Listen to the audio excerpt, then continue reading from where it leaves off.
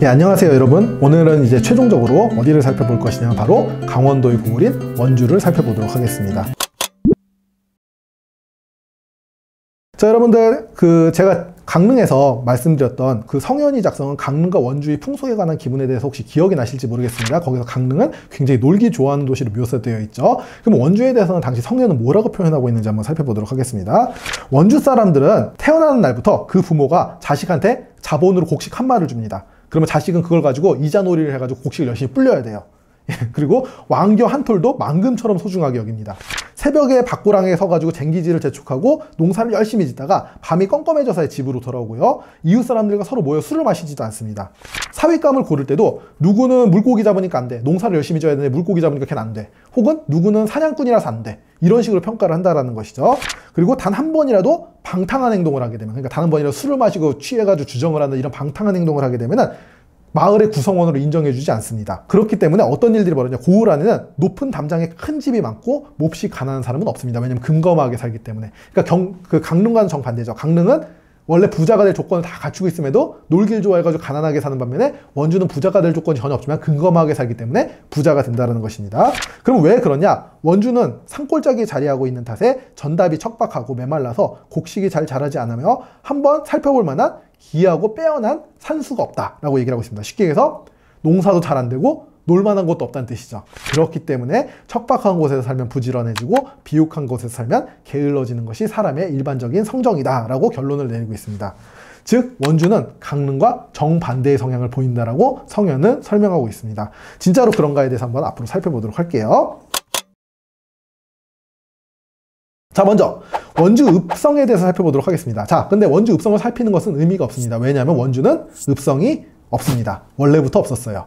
그럼 원주 읍지에는 뭐가 있느냐? 원주 읍지에는 재밌게도 읍성은 없는데 문은 또 있습니다. 이 문이 굉장히 재미있죠. 자, 그러면 이 원주 읍지에 남아있는 것이 무엇이 있는가에 대해서 살펴볼게요. 자, 복원된 가명 일부 그리고 후원이 남아있습니다. 가명 후원 같은 경우에는 현재 남아있는 경우가 거의 없는데, 여기에는 남아있는 건 아니고 물론 복원한 것이긴 한데 굉장히 원형에 가깝게 복원을 했습니다. 그 문제에 대해서 나중에 말씀을 드리도록 할게요. 어쨌든 간에 최대한 원형에 가깝게 복원된 가명 후원이 있기 때문에 이것만으로도 굉장히 중요한 가치가 있습니다. 그러면 없는 건 뭐냐? 나머지는 전부 없습니다. 아무것도 없어요, 여기는. 진짜로 아무것도 없어가지고 처음 여기 답사 갔을 때 되게 당황했었습니다.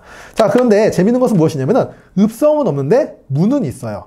자, 원주는 조선시대 내내 읍성이 건축되지 않았습니다. 왜 그러냐? 원주는 교통의 요지입니다. 강원도로 들어갈 때 반드시 원주를 거쳐서 들어가게 되어 있어요. 그러다 보니까 굉장히 중요한 지역임에도 불구하고 내륙이라는 특성상 방어에 취약하지 않습니다. 이미 원주까지 적군이 들어왔으면 끝난 거예요, 그 전쟁은. 그렇기 때문에 읍성을 건축할 필요가 없죠. 게다가 주변이 험준한 산으로 둘러싸여 있기 때문에 아마 읍성을 건축하지 않았던 것이 아닌가라고 추정됩니다. 그럼에도 불구하고 읍성은 없는데 방위별로 네 방향에 모두 문이 존재했습니다. 그리고 사람들은 모두 이 문을 통해서 통행해야 됐어요. 굉장히 재밌는 현상이죠. 자, 이러한 문은 여지도서, 조선 후기 지리서인 여지도서에 처음 등장하는데 조선 전기에 존재했는지 여부는 알 수가 없습니다. 그러나 조선 전기 때 원주목 관하는 조선 후기에 비하면 굉장히 소규모이고 이러한 문의 존재가 전혀 언급되지 않고 있다는 측면에서 없었을 가능성이 굉장히 높다라는 생각이 듭니다.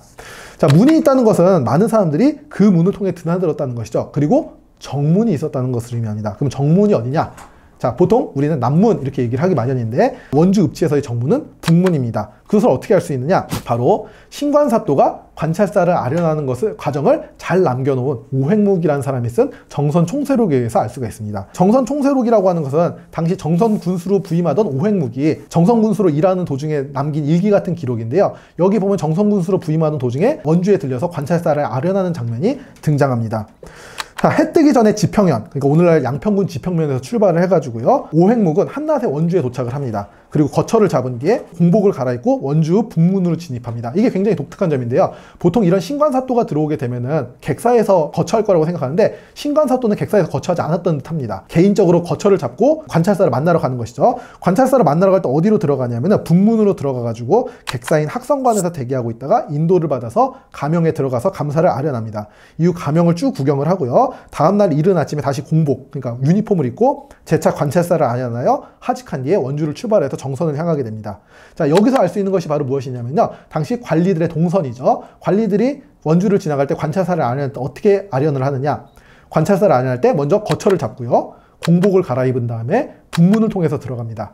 그리고 북문을 통해서 들어간 다음에 학성관에, 객관인 학성관에 들어가가지고 관찰사가 불러주기를 기다리고 있다가 관찰사가 부르게 되면은 인도를 받아서 관찰사형으로 들어가서 관찰사를 만나게 되는 이러한 과정을 거치게 된다는 것이죠. 자, 이래서 원주의 정문이 따로 있었다. 그 문이 어디냐? 독특하게도 남문이 아니고 북문이라는 것이죠. 실제로 오늘날에도 원주로 향해 들어갈 때는 남쪽으로 들어오는 것보다 북쪽으로 들어가는 경향들이 더 많습니다.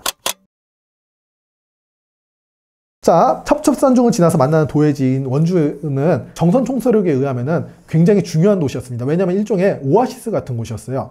여러분, 오늘날의 현대 한국을 살아가는 사람들 입장에서는 워낙 치안이 좋은 국가에 살고 있기 때문에 떼강도라든지 아니면 이런 것들에 상상하기 어려운데, 뭐 나이가 좀 있으신 분들 알겠지만 80년대 90년대만 하더라도 떼강도가 한국사에서 횡행을 했었죠. 그래가지고 실제로 많은 사람들이 강도를 당하기도 하고 이랬는데, 이 시기에도 마찬가지입니다. 원주의 영역은 서쪽으로는 섬강과 남한강이 만나는 명당에 위치한 조창인 흥원창으로부터 시작해서 동쪽으로는 술이 솟아오른다는 주천이라고 불리는 주천현까지 이르는 영역으로 매우 넓은데 대부분의 지형이 산으로 이루어져 있습니다. 그래서 오늘날 원주 읍지는 산으로 둘러싸여져 있어가지고 오늘날에도 교통이 매우 불편합니다. 직접적으로 바로 가지 못하고 돌아 들어가야 돼요. 그런데 이 정선 총세록에 의하면 원주로 들어가는 대솔치, 소솔치 고개는 도적대가 출몰하는 우범지대였습니다. 산 같은 경우에는 당시 떼강도들이 출몰하는 지역이었죠. 그러다 보니까는 굉장히 위험부담을 안아야 됐어요. 여기에 강을 건너고 다시 고개를 넘는 과정을 거쳐 여러 차례 거쳐야지 원주에 도착할 수 있었습니다. 즉 원주라고 하는 지역은 반드시 거쳐야 되는 교통의 요지인 동시에 당시 강원도를 여행하려는 여행자에게는 굉장히 오아시스 같은 지역이었다는 사실을 알 수가 있습니다. 원주는 원래부터 큰 도시였는데 조선 전기의 분위기를 보면 가난하다고 얘기를 했잖아요. 그런데 아까도 얘기했지만 원주에는 남한강이 닿아 있습니다. 쉽게 해서 남한강 물류가 지나가는 도시예요. 그럼에도 불구하고 충주는 그렇게 부자였는데 왜 원주는 가난했을까? 이런 문제가 있겠죠. 자, 성현의 발언에서 볼 수 있듯이 조선전기 원주는 강릉에 비하면 굉장히 가난한 고을로 묘사되는데 단순히 묘사로 끝나는 문제가 아닙니다. 실제로 가난했어요. 어떻게 그걸 알 수 있느냐? 신증동 여지승남에 실린 서거정의 객관 중신기, 중신기라고 하는 건 거듭 새롭게 한다. 그러니까 새로 객관을 건축하고 나서 쓴 기문입니다. 여기에는 놀라운 사실이 기록됩니다. 서거정이 중신기를 쓰기 전에, 그러니까 객관을 새로 건축하기 전에 이 객관이 언제 건축된 것이었냐면은 원나라 연후연간에 건축되었다고 적혀 있습니다. 원후연간이 언제냐면은 1314년에서 1320년 사이를 지칭합니다. 그런데 그러면 서거정은 이 중신기를 언제 써서 줬느냐? 1483년에 써서 줬습니다. 그러면은 원주 객관은 언제부터 건설하기 시작했느냐? 1480년부터 건설하기 시작했습니다. 쉽게 얘기해서 무슨 의미냐면요. 읍지에서 가장 중요한 건물인 객사를 최소 160년을 쓴 다음에야 다시 건축했습니다. 그리고 이것을 다시 건축하는 기간도 다른 고을들 같은 경우에 대부분 1년이면 끝나게 되는데 여기서는 무려 3년이나 걸렸다는 거죠. 이것은 무엇을 얘기하느냐? 그만큼 경제적으로 매우 가난했다는 것을 의미합니다. 가장 중요한 건물을 건축하는데 무려 160년을 쓴 다음에야 다시 건축할 수 있었고 그걸 건축하는 데 있어서 3년이나 걸렸다는 것이죠. 그런데 그와 반대로 원주 경내에 있었던 섬강이나 남강 유역에는 엄청나게 큰 거대 사찰들이 위치하고 있었습니다. 법천사, 흥법사, 거돈사와 같은 사찰들이죠. 대부분 임진왜란을 거치면서 거의 폐사되긴 하지만 오늘날에 가보면 이 사찰들의 규모가 얼마나 컸는지를 알 수가 있는데 이 사찰들의 규모가 이렇게 큰 것은 바로 남한강 물류에서 발생하는 부를 사찰들이 장악하고 있었다는 것을 의미하죠. 자, 그런데 그러한 부가 내륙인 원주 읍지로는 전혀 침투하지 못하고 있었다는 것을 의미합니다.